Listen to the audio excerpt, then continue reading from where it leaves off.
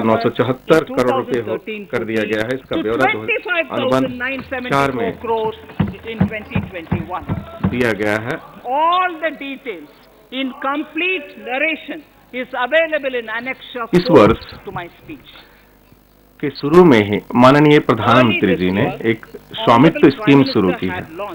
इस योजना के अंतर्गत गांवों में संपत्तियों के मालिकों को अधिकार के दस्तावेज दिए जा रहे हैं। अब तक 1241 गांवों के लगभग 1,80,000 संपत्ति मालिकों को कार्ड दिए गए हैं। अब मेरा प्रस्ताव वित्तीय वर्ष 2021-22 में इस योजना को सभी राज्यों संघ राज्य क्षेत्रों में लागू करने का है। All states and union territories. अपने किसानों को पर्याप्त ऋण सुलभ कराने के लिए हमने वित्तीय वर्ष 2022 में कृषि ऋण के लक्ष्य को बढ़ाकर 16.5 लाख करोड़ रुपए तक कर दिया है। हमारा ध्यान जो होगा वो पशुपालन, डेयरी और मत्स्यिकी के क्षेत्र में और अधिक ऋण सुलभ कराने पर हो। हम ग्रामीण अवसंरचना विकास कोष में किए जा रहे आवंटन को 30,000 करोड़ रुपए से बढ़ाकर 40,000 करोड़ रुपए कर रहे हैं। नाबार्ड के अंतर्गत जो 5,000 करोड़ रुपए से एक माइक्रो इरिगेशन फंड स्थापित किया गया, मेरा प्रस्ताव इसमें 5,000 करोड़ रुपए और डालकर इसको दोगुना करने का है। कृषि और संबद्ध उत्पादों के मूल्य संवर्धन को बढ़ावा देने और उसके निर्यात को बढ़ाने के लिए ऑपरेशन ग्रीन स्कीम, जो कि इस समय केवल टमाटर, प्याज और आलू पर लागू है, के दायरे को बढ़ाकर इसमें जल्दी खराब होने वाले 22 और उत्पादों को शामिल किया जाएगा।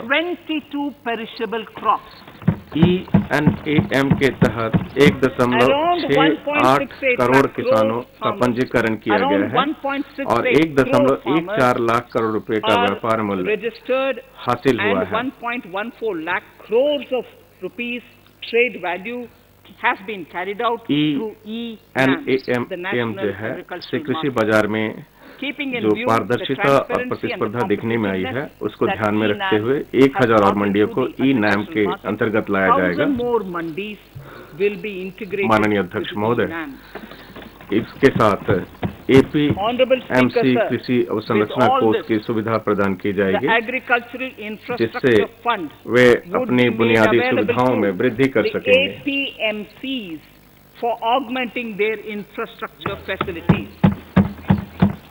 मत्स्यिकी, मैं इसमें प्रस्ताव करती हूं कि हम आधुनिक मत्स्यिकी बंदरगाहों और फिश लैंडिंग सेंटर के विकास में पर्याप्त निवेश के लिए प्रस्ताव कर रहे हैं। शुरू में 5 मत्स्य बंदरगाहों कोच्चि, चेन्नई, विशाखापट्टनम, पारादीप और पेटुआ घाट का आर्थिक क्रियाकलापों के हब के रूप में विकास किया जाएगा।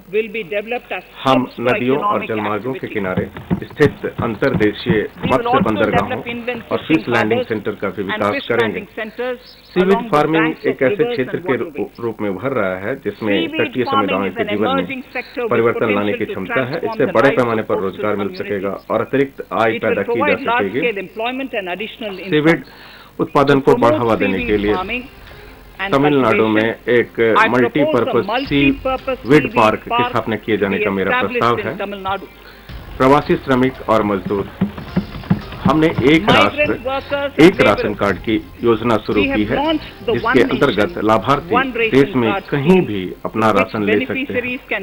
प्रवासी मजदूरों को इस योजना का विशेष रूप से लाभ होगा, क्योंकि वे अपने परिवार से दूर रह रहे हैं और जहां वह हैं वहां अपने हिस्से का राशन ले सकते हैं, जबकि उनका परिवार अपने मूल स्थान पर अपना बाकी राशन ले सकता है। मुझे आपको यह बताते हुए हर्ष हो रहा है कि इस एक राष्ट्र एक राशन कार्ड की योजना 32 राज्यों और संघ राज्य क्षेत्रों में चल रही है,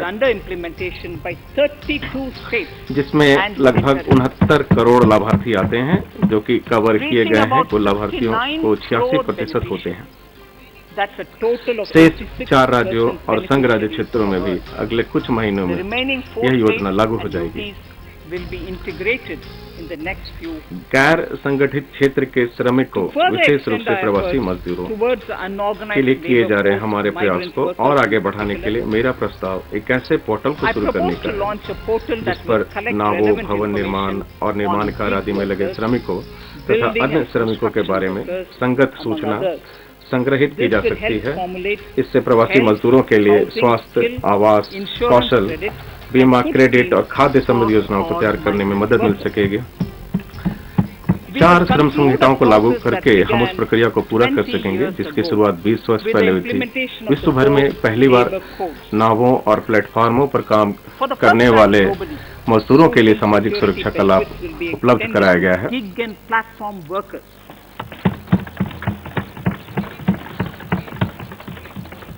सभी श्रेणी के मजदूरों के लिए न्यूनतम मजदूरी की व्यवस्था लागू होगी और उनको कर्मचारी राज्य बीमा निगम के अंतर्गत लाया जाएगा।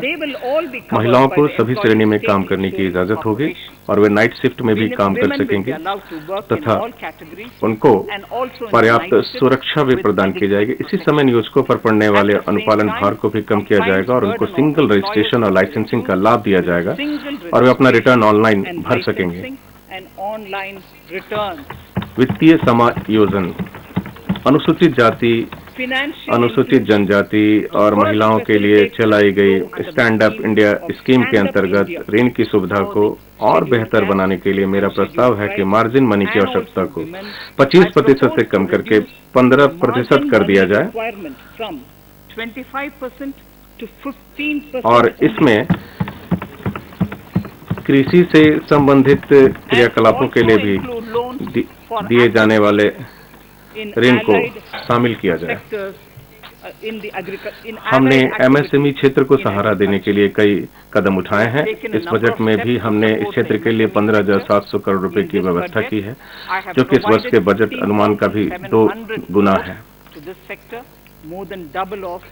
माननीय अध्यक्ष महोदय, अब मैं चौथे स्तंभ पर आती हूँ, मानव पूंजी का पुनः शक्तिवर्धन। हाल ही में घोषित राष्ट्रीय शिक्षा नीति एनईपी का अच्छा स्वागत हुआ है। विद्यालयी शिक्षा 15,000 से अधिक विद्यालयों में गुणवत्ता की दृष्टि से सुधार किया जाएगा ताकि वहां राष्ट्रीय शिक्षा नीति के सभी घटकों का अनुपालन हो सके। वे अपने अपने क्षेत्र में एक उदाहरण परक विद्यालय के रूप में उभर कर आएंगे और अन्य विद्यालयों को भी सहारा देंगे तथा मार्गदर्शन करेंगे ताकि इस नीति के आदर्श को प्राप्त किया जा सके। गैर सरकारी संगठनों, निजी स्कूलों, राज्यों के साथ भागीदारी में 100 नए सैनिक स्कूल स्थापित किए जाएंगे। उच्चतर शिक्षा, बजट 2019-20 में मैंने भारतीय उच्चतर शिक्षा आयोग गठित करने के बारे में उल्लेख किया था। हम उसे क्रियान्वित करने के लिए इस वर्ष विधान पेश करेंगे। यह एक छत्रक निकाय होगा जिसमें निर्धारण, प्रत्यायन, विनियमन और फंडिंग के लिए 4 अलग-अलग घटक होंगे। हमारे अधिकतर शहरों में विभिन्न प्रकार के अनुसंधान संस्थान, विश्वविद्यालय और कॉलेज होते हैं जिनको भारत सरकार से सहायता प्राप्त होती है। उदाहरण के तौर पर हैदराबाद में ऐसे लगभग 40 प्रमुख संस्थान हैं। ऐसे 9 शहरों में हम औपचारिक रूप से छत्रक संरचनाओं की स्थापना करेंगे जिससे इन संस्थानों के बीच बेहतर समन्वय हो सके और साथ ही साथ इनकी आंतरिक स्वायत्तता भी बरकरार रखी जा सके। इस उद्देश्य के लिए एक ग्लू ग्रांट अलग से रखा जाएगा।